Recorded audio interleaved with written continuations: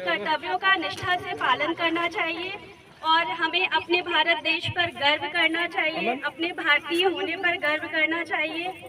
धन्यवाद। जय हिंद, जय भारत। हाँ,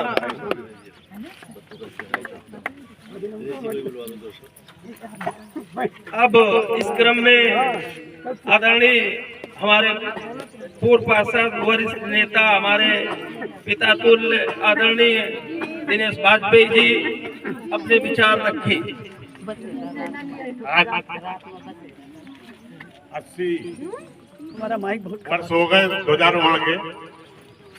उसी कड़ी में दिल्ली से लेके पनकिया ब्लॉक तक ध्वजारोहण का राष्ट्रीय पर्व बड़े धूमधाम से मनाया जा रहा है। आज के इस कार्यक्रम के मुख्य अतिथि हमारे क्षेत्र के जनप्रिय लोकप्रिय विधायक आदरणीय सुरेंद्र नाथानी जी, मंच पर उपस्थित हमारी भारतीय जनता पार्टी उत्तर के मंत्री विनोद पाल जी, मीडिया प्रभारी आशीष वाजपेयी जी और इस क्षेत्र की पार्षद जो विधायक जी के सहयोग लेके इस पार्क को इतना सुंदर बना दिया है कि तारीफ किए बिना रह नहीं सकते। हरा भरा घास, उसके ऊपर लगे ये झंडे तिरंगे आप लोगों की पहचान दिला रहे हैं कि आप लोग कितने जागरूक हैं। इस पार्क की समिति के गंगा प्रसाद जी और इनके सहयोगी जो विनोद पाल के निर्देशन में इसकी भव्यता को बढ़ा रहे हैं, मैं उनको भूर भूर प्रशंसा करता हूं। और अपनी बहन चंद्रा गुप्ता जी और मालती जी, इनका बड़ा सहयोग रहता है इसमें। क्षेत्र में अगर कोई अच्छा काम होता है तो महिलाएं भी निकल के आगे आती है। ये सबसे बड़ी और सबसे अच्छी बात है। हम सारी महिलाओं को, माता शक्ति को भी प्रणाम करते हैं और ज्यादा समय न देते हुए सबको स्वाधीनता दिवस की बधाई देते हुए आदरणीय विधायक जी को आमंत्रित करते हैं कि अपने आशीर्वाद वचन देने की कृपा करें। भारत माता की जय, भारत माता की जय, भारत माता की जय। सर्वप्रथम आज स्वतंत्रता दिवस की आप सब और आप सब के माध्यम से इस पूरे क्षेत्र में अपने देश के यशस्वी प्रधानमंत्री आदरणीय नरेंद्र मोदी जी की तरफ से और गोरक्षधाम पीठ के पीठाधीश्वर महाराज उत्तर प्रदेश के माननीय मुख्यमंत्री योगी आदित्यनाथ जी की तरफ से बहुत बहुत शुभकामना देता हूं, बहुत बहुत मंगल कामना देता हूं। दिनेश वाजपेयी जी हमारे वरिष्ठ नेता हैं, पूर्व पार्षद हैं। हमारी बहू नित्या वाजपेयी जी पार्षद है, बहुत अच्छा काम अपने क्षेत्र में संभाल रही है। जब एक पार्षद अगर किसी विधायक को इस प्रकार का कर्मठ मिल जाए और एक विधायक अगर किसी सांसद को कर्मठ मिल जाए तो उन सब का काम बहुत आसान हो जाता है। वो क्षेत्र के डेवलपमेंट को लेकर के, विकास को लेकर के, तमाम चीजों को जनता को बहुत आसानी से समर्पित कर पाते हैं। मैं बधाई दूंगा इस स्वतंत्रता दिवस के अवसर पर आप सबको।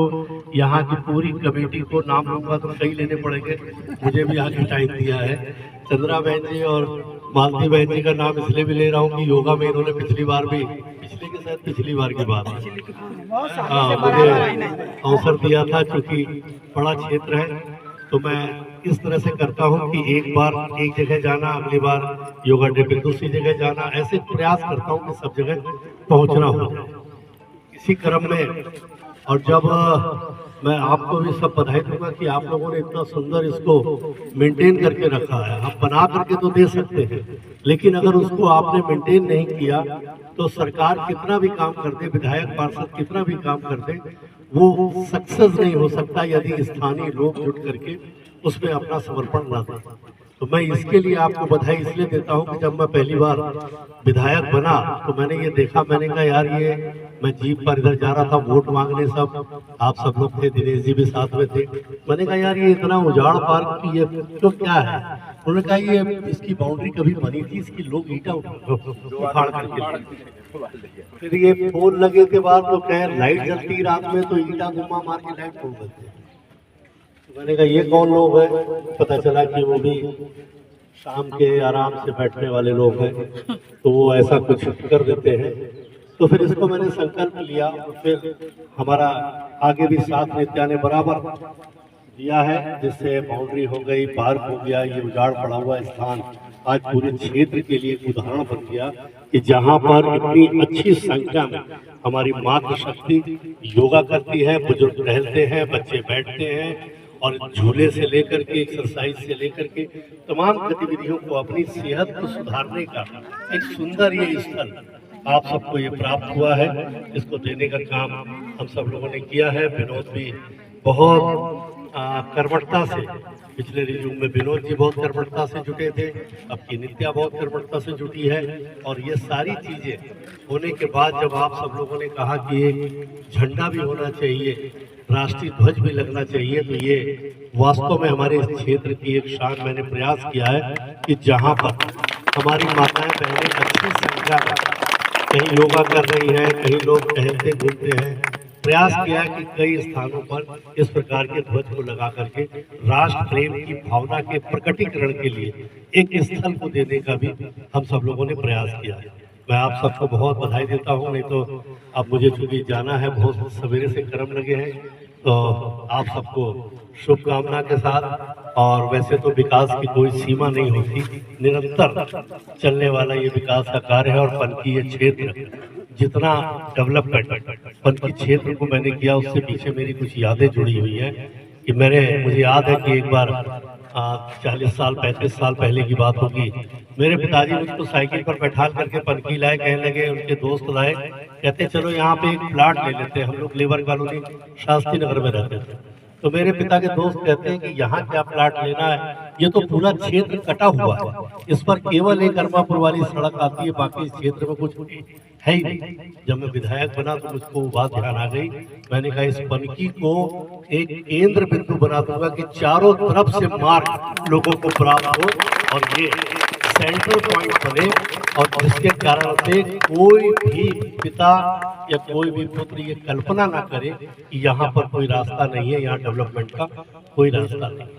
इसीलिए चाहे वो सीवर लाइन की बात हो, चाहे सड़कों की बात हो, मैंने कहा कि विकास सतत चलने वाली प्रक्रिया है, तो वो लगातार इसको और भी आगे कुछ कराते रहने की जरूरत रहती है, जो हम लोग कराते भी हैं। लेकिन फिर भी कनेक्टिविटी को लेकर के कहें कि जिस भी विधानसभा क्षेत्र से ट्रांसपोर्टेशन इजी होता है, जहाँ पर कनेक्टिविटी होती है, वहाँ की वैल्यूएशन बहुत ज्यादा बढ़ जाती है।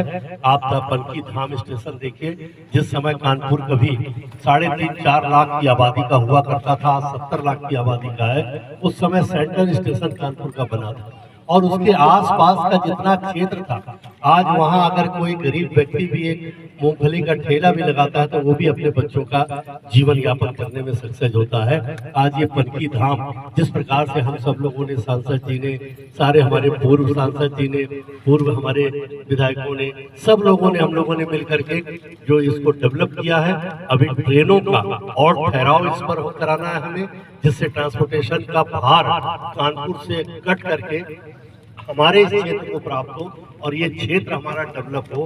कानपुर की लगभग 25 से 30 लाख आबादी, आधा कानपुर अगर हम गोविंदपुरी की बात कहें, तो ये पनकी को ही आधार बनाएगा और यहाँ पर ट्रेनों के ठहराव को कराएंगे।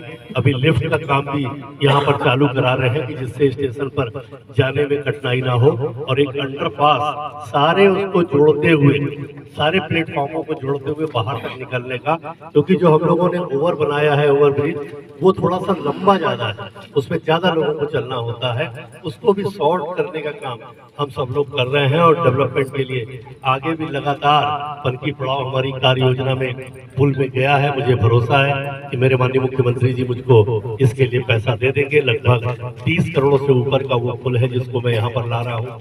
पुलों की तो पूरे गोविंदनगर विधानसभा क्षेत्र में बाढ़ से लादी 7 ओवर ब्रिजेस एक विधानसभा क्षेत्र में, कानपुर के अंदर पूरे उत्तर प्रदेश का रिकॉर्ड है कि 7 ओवर ब्रिजेस जनता को समर्पित हो गए हैं और 3 ओवर ब्रिज अभी पाइपलाइन में है, जिनको भी कराने का पूरा काम हम सब लोग कर रहे हैं। रोजगार के लिए, बहनों के रोजगार के लिए तमाम ऐसी योजनाओं को मैं धन्यवाद दूंगा मोदी जी को कि जिन्होंने होजरी के हब को मेरी विधानसभा क्षेत्र में देकर दादा नगर में 128 फ्लैटेड फैक्ट्री एक ही बिल्डिंग में दे करके महिलाओं को रोजगार के एक साधन को देने का काम किया। अगर आप में से भी कोई लोग या मेरी इस बात को और आगे तक अगर आप बढ़ाएंगे तो जो घरेलू महिलाएं हैं अगर वो भी कुछ करना चाहेंगी तो सर्टिफाइड होना पड़ता है। एक हफ्ते की जिला उद्योग केंद्र से इस समय नेट पर आप देखेंगे तो भरा जा रहा है। एक हफ्ते की ट्रेनिंग होती है, एक हफ्ते का 3 या 3.5 हजार रुपए मानदेय भी सीधे आपके खाते में आता है। 4-5 घंटे रोज जाना होता है जिला उद्योग केंद्र फजलगंज में, और वहां से सर्टिफाइड होने के बाद आप घर में बैठे, अगर मैं उदाहरण देना चाहूँ तो अगर आपने सिलाई का कोई ट्रेनिंग की है, अपने को सर्टिफाइड किया है, सर्टिफिकेट लिया है, तो आपको रॉ मटेरियल और मार्केट के लिए भी कहीं नहीं जाना है। वहां से ही आपको रॉ मटेरियल मिल जाएगा उस फ्लैटेड होजरी के हब से, जहां से आपको पर पीस आपने तैयार करके जब उनको सौंपा तो पैसा सीधे खाते में आया। यानी घर बैठे हम जितना काम करना चाहें उतना कर सकते हैं। नहीं इच्छा है तो हमने नहीं किया, लेकिन जो एक ट्रेनिंग लेकर के एक हफ्ते की हम सब लोग उत्तर प्रदेश सरकार और भारत सरकार के द्वारा जो एक 25,000 रुपए के टूल किट वो आपको सबको निःशुल्क प्राप्त होता है, उसको भी लेना चाहिए, जिसमें सिलाई मशीन आती है। कोई बच्चा अगर कोई रेस्टोरेंट खोलना चाहता है तो वो भी गाड़ी वैन में रेस्टोरेंट खोलने का वो भी सारी योजना है। 5 लाख रुपए बिना किसी ब्याज के, जैसे आपको कोई काम करने के लिए अगर 5 लाख दे दें कि धीरे धीरे मुझे वापस कर देना, तो मुझे लगता है ये बुरा नहीं है। ऐसा योगी जी ने युवा उद्यमी योजना से आपको दे रखा है, वो भी MSME के माध्यम से। कितनी सारी योजनाएं कि आप नेट पर अगर देखिए तो इस समय रोजगार देने वाला नौजवान आगे बढ़ रहा है और वो रोजगार देने वाला बन रहा है। और नौकरियों के लिए भी भरमार यहाँ पर प्रत्येक माह के अंतिम सप्ताह में जो भी हमारे बेटे बेटियां जो नौकरियों के लिए जाना चाहते हैं, उनसे मैं जरूर अपील करना चाहूंगा कि वो अपने को रजिस्टर्ड कराएं एम्प्लॉयमेंट ऑफिस सर्वोदय नगर में। और माह के प्रत्येक अंतिम सप्ताह में एक मेला लगता है, जिस मेले के माध्यम से तमाम कंपनियां आती। मुझे अफसोस है कि पिछले मंथ में जो मेला लगा था 847 उसमें नौकरी आई थी, और जो कुल आवेदन थे नौकरी मांगने वाले वो मात्र 600 या 650 के करीब थे, और 200-225 नौकरियां यहाँ से खाली गई थी। तो ये मैं बार बार कहीं भी किसी भी अवसर पर होता हूँ तो इस बात को जरूर बताता हूँ।